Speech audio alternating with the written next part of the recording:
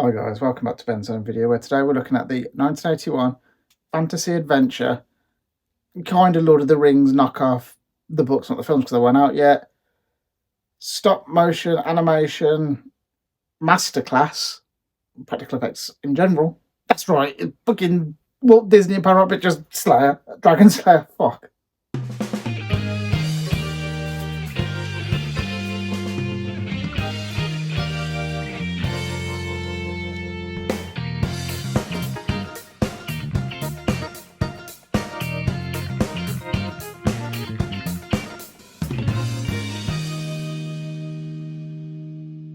Nearly got it perfect. Maybe next time.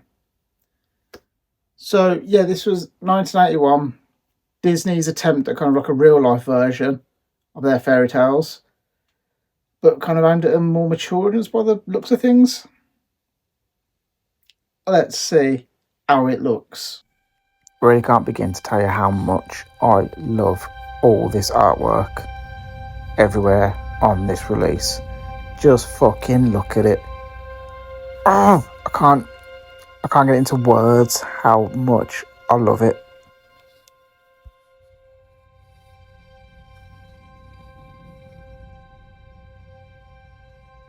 In the Dark Ages, magic was a weapon, love was a mystery, adventure was everywhere, and dragons are real. I'm sorry, but this is fucking sick. Honestly, that's possibly my favourite case. I don't know what to open it. My favourite case out of anything I own. And more about that later, actually. So first of all, the boring important stuff. We had Dolby Vision and Dolby Atmos. And it was mastered to 1000 nits. Average bitrate was kind of between 60 and 66. Pretty sweet. So going on to the looks of things now. What do we think, guys? Well, what do I think, guys? Obviously, that's what you're watching. First 20 minutes, all right. Nothing special. Quite soft at times. Then after that, that's where you've got your Dolby Vision. You've got your 4K. It's bloody, yeah. So, I don't know enough about how film reels and stuff, how long they last, but they last about 20 minutes maybe. Because I noticed that with the Superman 4K as well. The first 20 or so minutes seemed naff compared to the rest. Seems to happen on this. Is that a thing? I don't know. Someone smarter than me, not many of you, tell me if you know. Picture wise, it was kind of tended to be in the warmer side of things, I found. Black levels, pretty tasty, as I said, after the 20 minutes. Actually, saying that, in the 20 minutes, the black levels weren't bad. But yeah, pretty tasty. White levels, mostly good.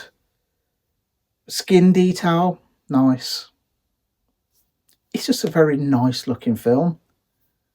So you get the kind of moments, especially towards the end, where you've got a lot of old 80s kind of effects going on in the background.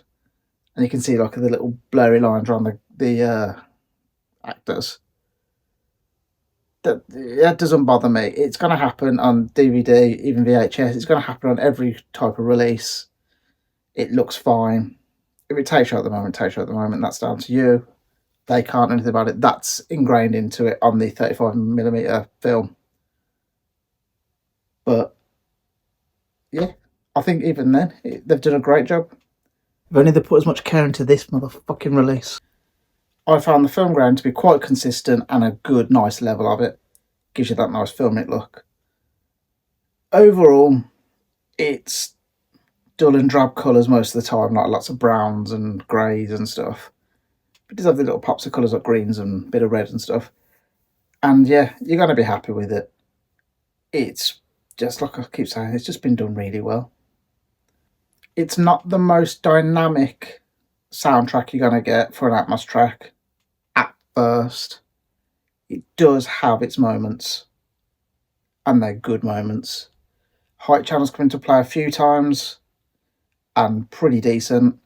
And I'd say when the height channels come in, that's normally when the surround seem to have been utilised the most. Other than that, it's quite front heavy, but dialogue is clear as a bell, as the old saying goes. So yeah, you're gonna enjoy yourself with this release, I think.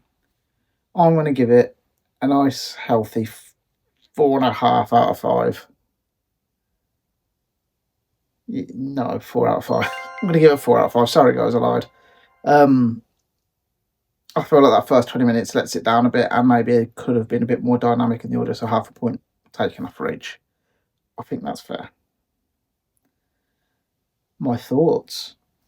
This is where it goes a little downhill now. So I didn't know much about this film. I do tend to try and not know too much about anything if I haven't watched it. I want to go in as blind as possible. And this was just something that missed me as a child.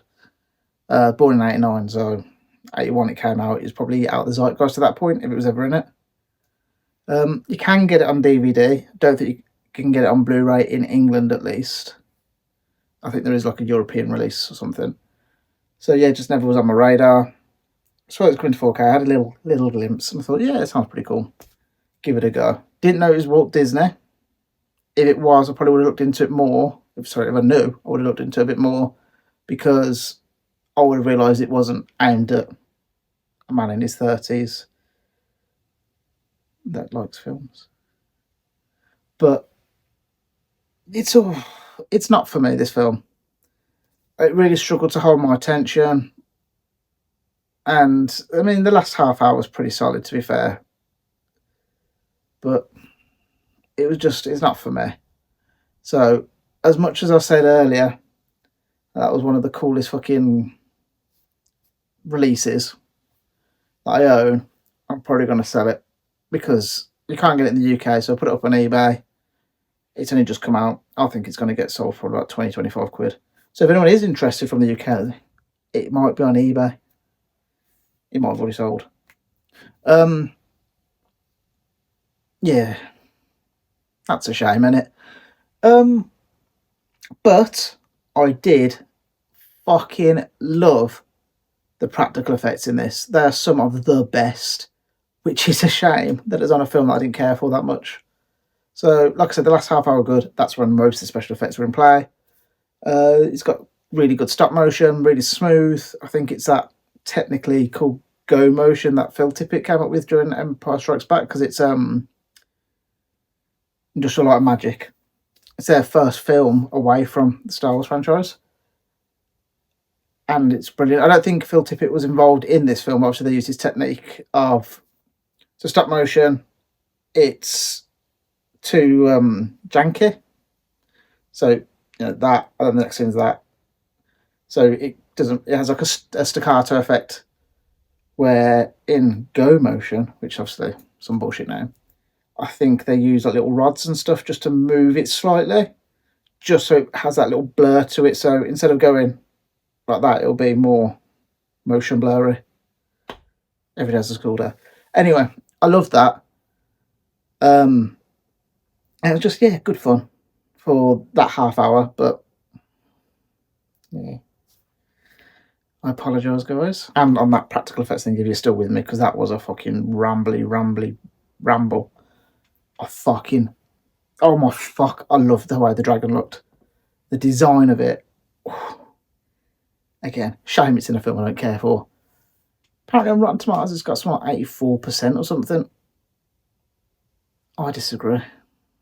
I'm really sad about it, actually. So yeah, for my enjoyment of the film, 2 out of 5.